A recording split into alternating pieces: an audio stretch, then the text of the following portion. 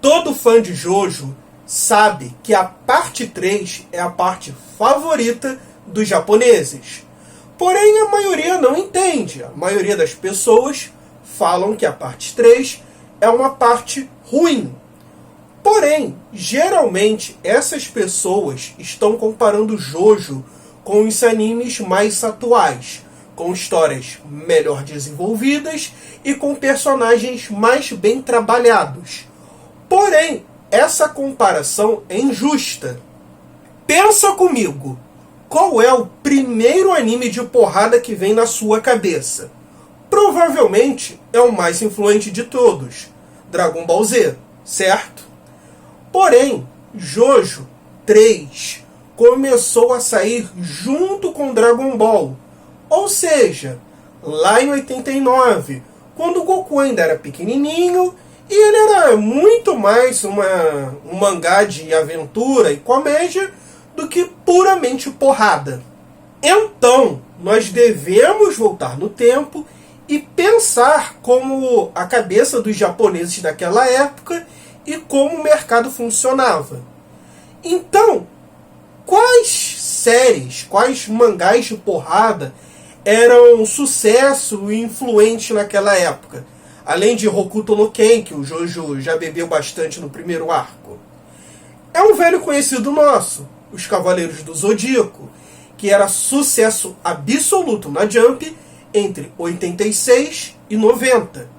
Ambas têm várias coisas em comum, como, por exemplo, uma história igualmente rasa, personagens que vão perdendo a própria personalidade durante a saga, antigos inimigos que viram rapidamente amigos, temos um herói verde que perde a visão e recupera a visão, temos personagens que morrem e voltam do nada e todo mundo finge que está tudo certo, e temos como principal arco uma fila de vilões, sendo que em Cavaleiros eles são baseados nos signos do Zodíaco, e em Jojo eles são baseados nas cartas do tarô.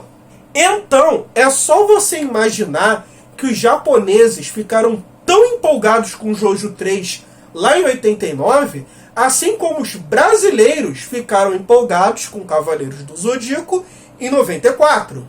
E isso, por si só, já explica esse fanatismo, esse carinho que os japoneses têm por essa parte, porque é muito fácil se relacionar com nós brasileiros, que também temos esse fanatismo todo por Cavaleiros do Zodíaco.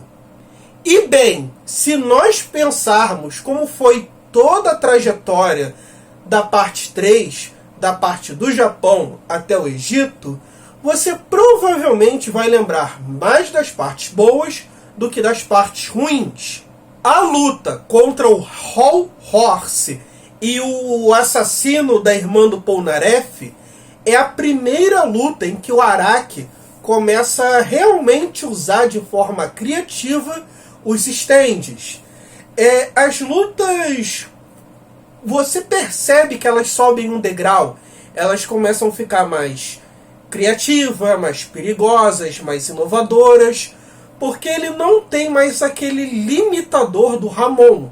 Agora, qualquer vilão pode ter qualquer poder maluco e está justificado lá no stand, e ele meio que abre a porteira da maluquice.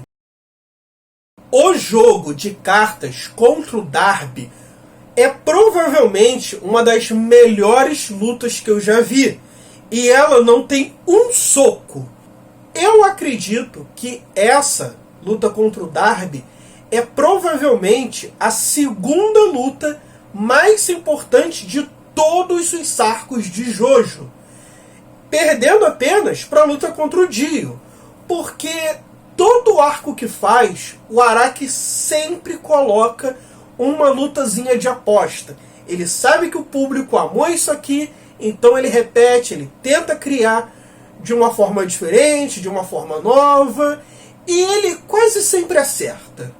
Ainda temos as divertidíssimas lutas em que os heróis sequer percebem que estão enfrentando alguém, como aquele bebê demoníaco com o poder do Fred Krueger, ou os irmãos Oingo Boingo, ou mesmo as lutas que são pura porradaria franca, ou maluquice da porra, como aquele macaco que cria um barco enorme, o bicho é poderosíssimo, a primeira luta do Iggy, que tem todo um esquema muito maneiro de não poder fazer som.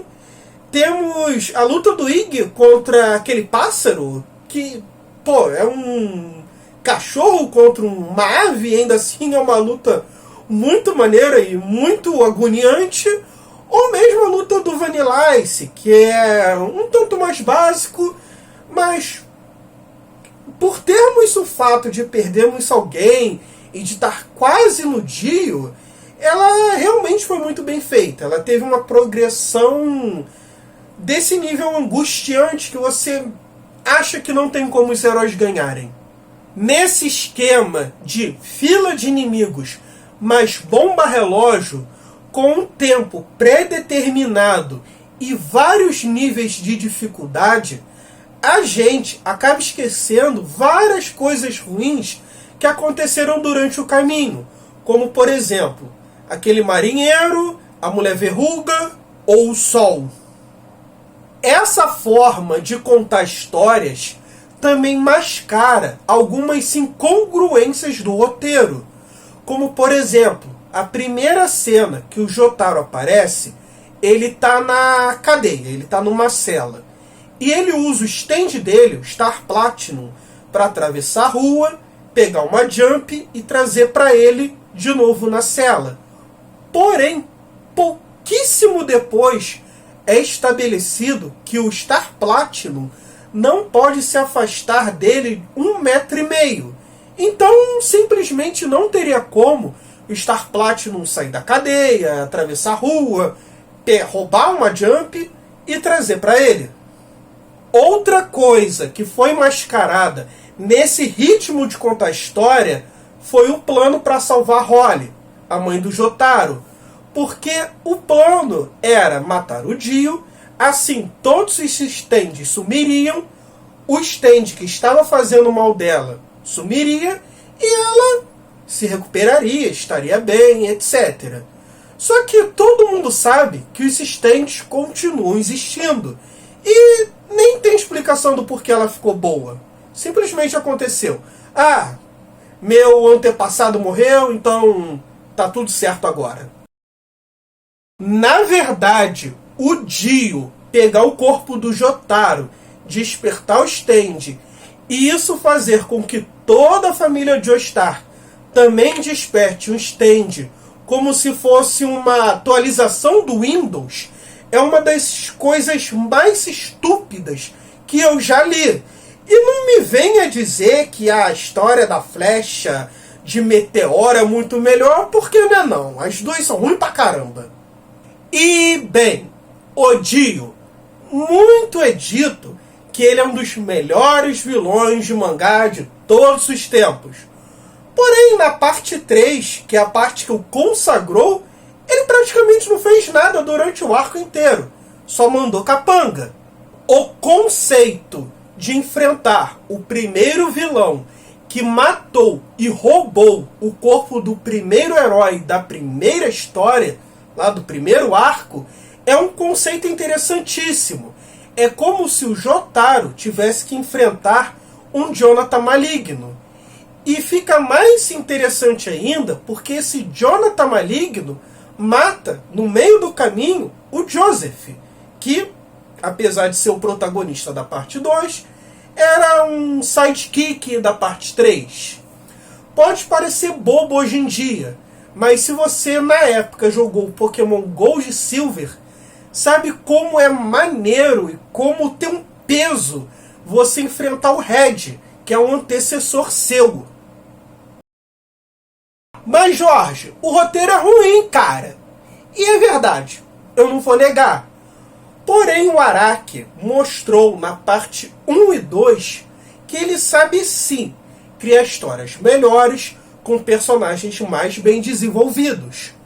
Porém, nessa parte 3, ele optou fazer o que era mais comercial, o que vendia melhor na época, tentando inovar um pouco com suas lutas criativas e com stand. E provavelmente essa aposta de tentar fazer o mais comercial do momento foi o que garantiu o sucesso de Jojo e o que o permitiu continuar até hoje. E a gente também não pode esquecer que o Hiroyuki Araki é o responsável pelo livro sobre o Kisho Tenketsu, o método que os japoneses, ou melhor, que os orientais, usam para criar suas histórias. Não que ele tenha inventado o método, ele apenas o expandiu para o mundo, ou melhor, o mostrou para o mundo e o popularizou, por assim dizer. E bem, eu tenho um vídeo aqui no canal ensinando e aplicando esse Kisho Tenketsu. Eu prometo que eu vou continuar com essa saga de vídeos ensinando Kisho Tenketsu e técnicas de narrativas. Então, se você curtiu, se inscreve aí. É isso aí, pessoal. Se você curtiu, deixa seu like, se inscreva, compartilha, comente. Se você não gostou, dá dislike, compartilha em grupos que você acha que também não vão gostar, me xinga nos comentários, se inscreve para ver as próximas merdas que eu vou falar. E é isso aí. Falou!